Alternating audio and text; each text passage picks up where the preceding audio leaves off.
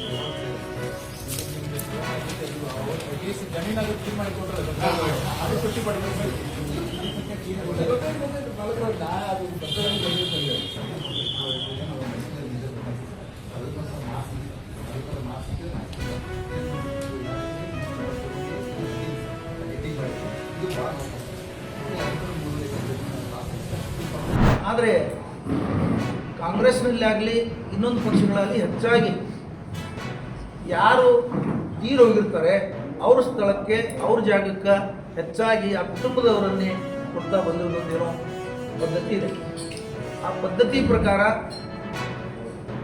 ಅಲ್ಲಿ ಶಾಮನೂರು ಶಿವಶಂಕರಪ್ಪನವರು ಮೊಮ್ಮಗನಿಗೆ ಟಿಕೆಟ್ ಕೊಟ್ಟಿದ್ದಾರೆ, ಸಮರ್ಥ ಶಾಮನೂರು. ಆ ಸಂದರ್ಭದಲ್ಲಿ ಕಾಂಗ್ರೆಸ್ ಪಕ್ಷದ ಹೈಕಮಾಂಡ್ ಬಂದಂಥ ವೀಕ್ಷಕರಾಗಿರ್ಬೋದು, KPCC ಅವರಾಗಿರ್ಬೋದು, ಎಲ್ಲ ಮುಸ್ಲಿಂ ನಾಯಕರನ್ನ ಕೂಡಿಸಿ ಅವರು ಒಪ್ಪಿಗೆ ಕೊಡದೆ ಟಿಕೆಟ್ ಕೊಟ್ಟಿದ್ದಾರೆ. ಯಾರಿಗೆ ಪರ್ಮಿಷನ್ ಇಲ್ಲ, ಯಾರ್ದು ಒಪ್ಪಿಗೆ ಕೊಟ್ಟಿಲ್ಲಾರ್ದೇನೆ ಅಥವಾ ಸಹಮತ ಇಲ್ಲದೇ ಟಿಕೆಟ್ ಕೊಟ್ಟಿಲ್ಲ.